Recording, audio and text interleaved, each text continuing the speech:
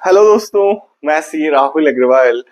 और दोस्तों आज हम बात करेंगे जयपुर के प्रॉपर्टी मार्केट के बारे में। जयपुर के प्रॉपर्टी मार्केट में क्या नया आ रहा है और कौन सी चीज का आपको ध्यान रखना चाहिए अगर आप जयपुर की प्रॉपर्टी के प्लॉट की टाउनशिप्स में इन्वेस्ट करने वाले हो।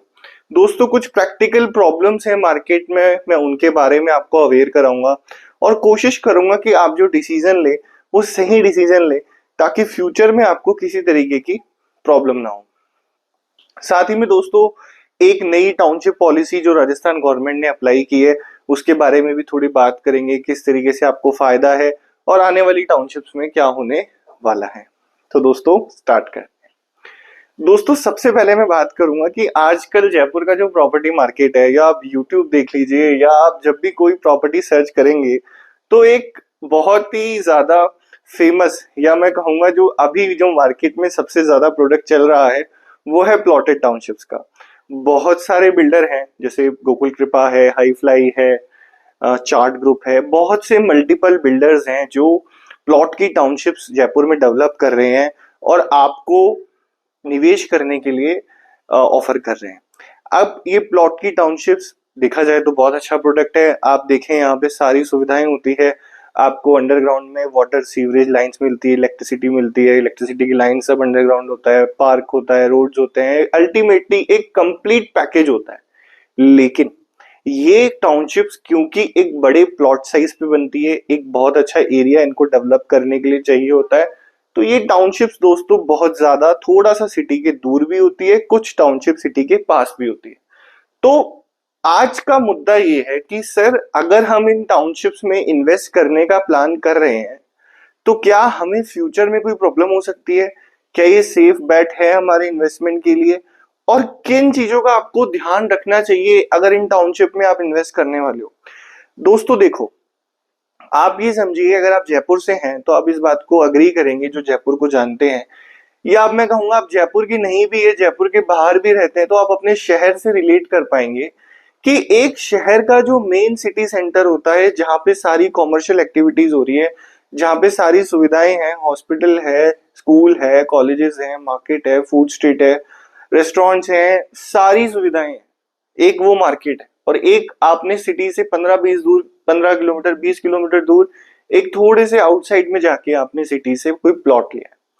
अब आप ये उम्मीद कर रहे हैं कि वो प्लॉट की प्राइस इंक्रीज होगी और उसके बाद में आप उससे एग्जिट करेंगे। लेकिन दोस्तों उसको खरीदने से पहले एक बार आप ये सोचिए कि क्या आप खुद उस प्लॉट की टाउनशिप में जाके रहेंगे अगर आप एक सिटी के सेंटर में रह रहे हैं तो, या फिर उसमें एंड यूजर आ सकता है। क्योंकि दोस्तों आज आपने इन्वेस्ट करने के लिए कोई प्लॉट की टाउनशिप में प्लॉट लिया, लेकिन क्या अल्टीमेटली एंड यूजर आके उस प्लॉट की टाउनशिप में रहेगा? क्या उस टाउनशिप में इतनी सुविधाएं हैं, या उस टाउनशिप के आसपास के एरिया में इतनी फैसिलिटी आज है, या फिर आने वाले 5 से 10 साल में भी आने की उम्मीद है कि एंड यूजर वहां पे घर बना के रह सकता है? या फिर जिस डेवलपर से आप प्रॉपर्टी ले रहे हो उस प्रॉपर्टी के उस बिल्डर की 5 साल पुरानी टाउनशिप जो उसने दी थी, क्या आज की डेट में वहां पे लोग घर बना के रह रहे हैं? क्या एंड यूजर है? तो दोस्तों मेरा कहने का मतलब ये है, आपको इस पॉइंट का, इस चीज का एनालिसिस करना है कि जो टाउनशिप जिस लोकेशन पे आप ले रहे हो। देखो दोस्तों टाउनशिप का कंसेप्ट बहुत अच्छा है, आज की डेट में मुझे सारी फैसिलिटी बिल्डर करके दे रहा है, मुझे जेडीए की तरफ देखने की जरूरत नहीं है, मुझे सीवरेज, पानी, सड़क, रोड, पार्क सब मिल रहा है। लेकिन अल्टीमेटली वहां पे रहने एंड यूजर ही आने वाला है।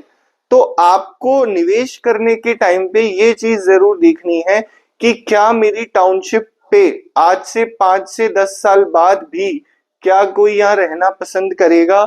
क्या यहाँ पे एंड यूजर रह सकता है? क्या 10 साल बाद या 5 साल बाद यहाँ पे सारी फैसिलिटीज डेवलप हो जाएंगी? तो इन चीजों का रिसर्च करने के बाद ही आपको उस टाउनशिप में इन्वेस्ट करना चाहिए।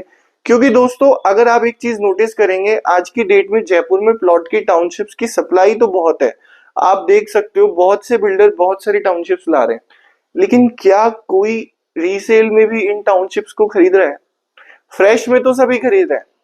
फ्रेश में लोगों का ये मतलब लोगों की ये सोच है कि सर फ्रेश में क्योंकि हमें रजिस्ट्री पट्टे के साथ ही मिल जाती है, 8 से 9% रजिस्ट्री का पैसा बच जाता है, 1% ब्रोकरेज बच जाती है, तो सब लोग नई टाउनशिप में इन्वेस्ट करना प्रेफर करते हैं। लेकिन कोई भी रीसेल की टाउनशिप नहीं लेना चाहता। क्यों नहीं लेना चाहता? क्योंकि वहां पे रजिस्ट्री के 8 से 10% लग जाएंगे, मतलब 10% पैसा एक्स्ट्रा देना पड़ेगा।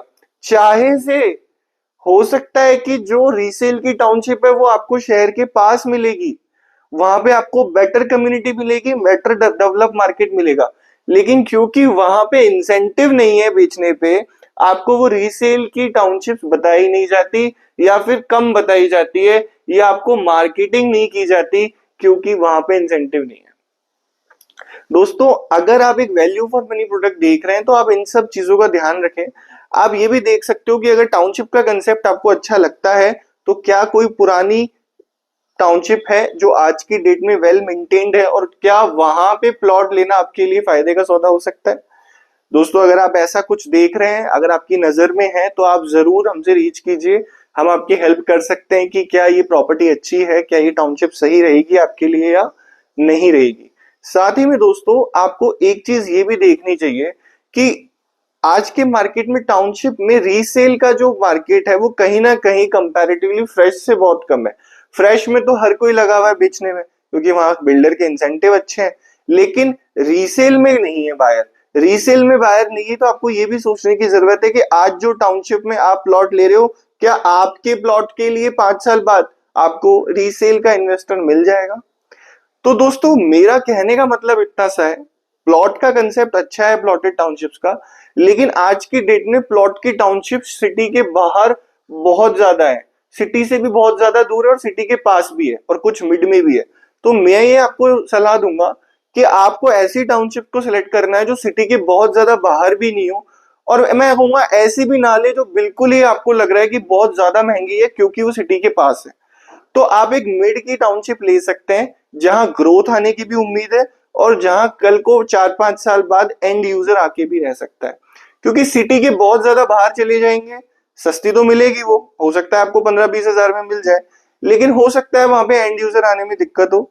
लेकिन अगर आप मिड में ले रहे हैं, हो सकता है एंड यूजर मिल जाए आपको, लेकिन वो एक तरीके से आपके लिए रिस्की बैट नहीं होगा। तो आप ये समझ लीजिए, अगर आप शहर के बहुत दूर एक सस्ता प्रोडक्ट ले रहे हो, चाहे से वो रेरा या जेडी अप्रूव भी है, लेकिन वो आपका स्मॉल कैप है, वो आपका छोटा शेयर है, वो बढ़ेगा तो बहुत ज्यादा भी बढ़ सकता है, लेकिन रिस्की बैट है, हो सकता है वो आपको ज्यादा ना भी बढ़े और रिस्क रहेगा। लेकिन एक मिड कैप हो गया, मिड कैप का शेयर है जो सिटी के बीच में है, ज्यादा दूर भी नहीं है, ज्यादा सिटी के पास में भी नहीं है, मिड में है, जो ग्रोथ भी देगा आपको, और कहीं ना कहीं वहां एंड यूजर अभी आने की उम्मीद रहेगी।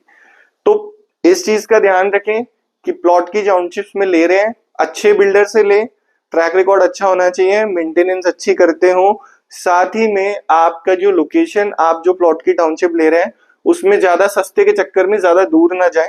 ये एक बार एनालिसिस कर ले कि वहां एंड यूजर आने की क्या उम्मीद है, और रीसेल करना आपके लिए इजी होना चाहिए। कोशिश करें छोटे टिकट साइज का प्लॉट लें, क्योंकि रीसेल करना आसान होता है। तो एक तो बात ये हो गई दोस्तों। और दोस्तों, ये इसका मेरे इस वीडियो का आप ये ना लॉजिक निकाले कि प्लॉट की टाउनशिप अच्छी नहीं है। प्लॉट की टाउनशिप सारी अच्छी हैं, लेकिन उसमें से आपको सेलेक्ट करना होगा कौन सी लेनी है कौन सी नहीं लेनी है, क्योंकि सप्लाई बहुत है जयपुर में, बहुत से बिल्डर्स काम कर रहे हैं, और बहुत ज्यादा टाउनशिप्स आ भी रही है मार्केट में, और बिक भी रही हैं क्योंकि डिमांड है। ये तो फॉर श्योर है ही कि जयपुर का मार्केट, प्रॉपर्टी मार्केट बढ़ने वाला है और बढ़ रहा है रोज, लेकिन हमको कौन सा राइट प्रोडक्ट लेना है जो हमारे लिए फायदेमंद हो सकता है, या फिर केवल YouTube का वीडियो देख के या किसी की सेल्स टेक्निक जो आपको कन्विंस कर दे कि सर ये वाली टाउनशिप ले लीजिए, उसमें ना आके एक बार अपनी भी खुद की रिसर्च आप जरूर करें कि क्या ये टाउनशिप आपके लिए सही है या सही नहीं है।